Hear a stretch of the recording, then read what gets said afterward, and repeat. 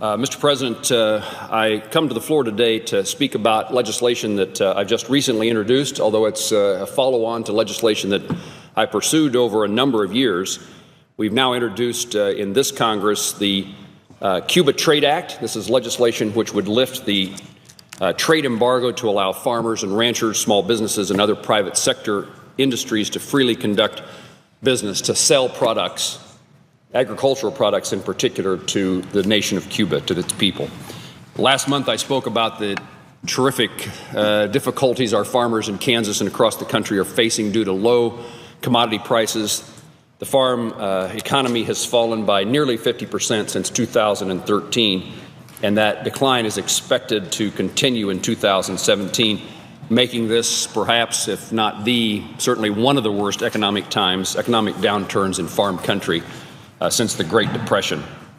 In 2016, the harvest in our state and across much of the country were record-breaking yields, historic in their magnitude, in fact. What that means is there are still piles of wheat, corn, and other grains all across Kansas just sitting on the ground next to the grain bins that are already filled to capacity.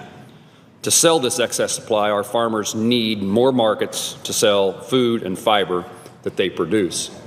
Approximately 95% of the world's customers live outside the United States borders. Markets in the United States, they'll continue to grow, and they'll evolve and will continue to meet the domestic consumer demand, providing the best, highest quality, safest food supply in the world.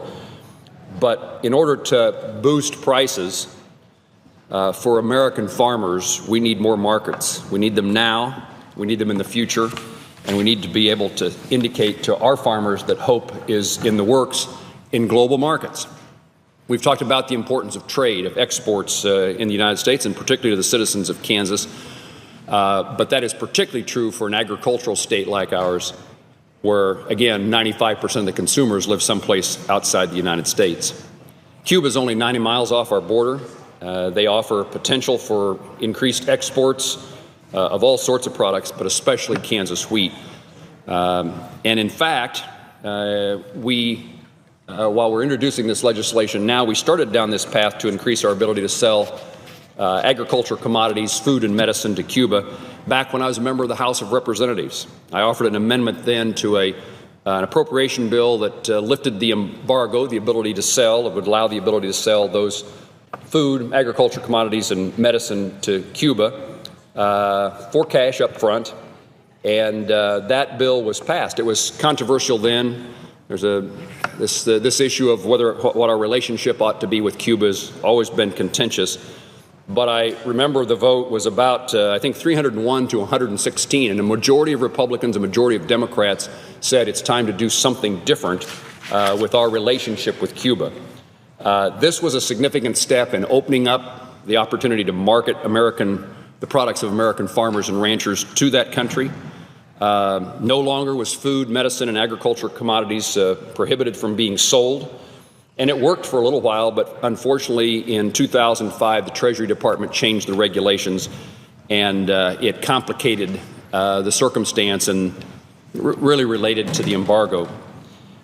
Cuba imports the vast majority of its food. In fact, wheat is Cuba's second largest import, second only to oil.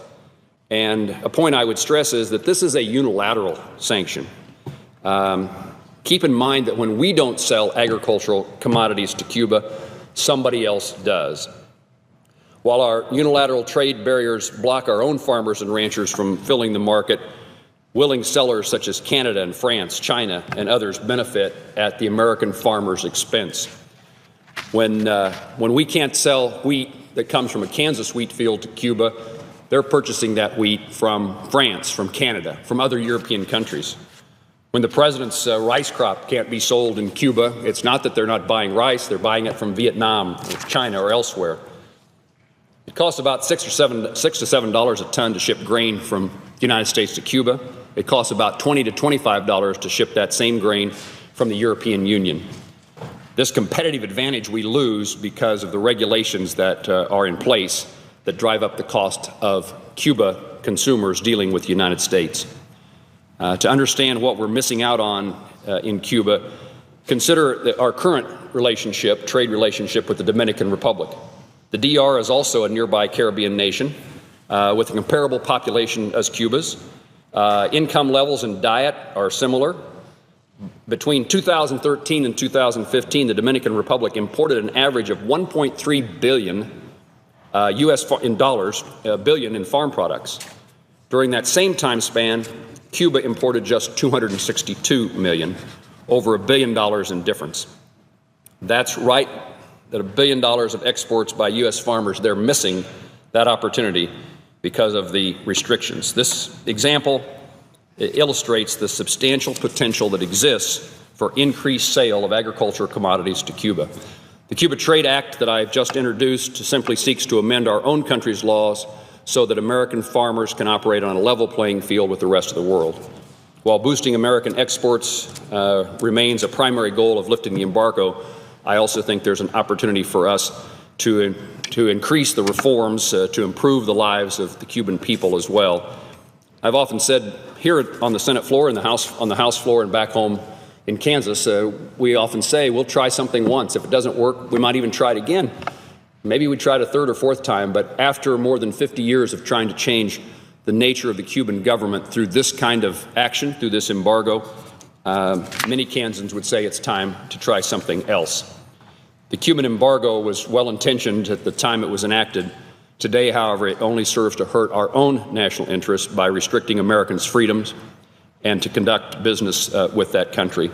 In my view, it is that time to make a change, and we ought to be able to sell wheat and rice and other agricultural commodities from the United States for cash to Cuba. And this legislation would allow that at no expense to the American taxpayer.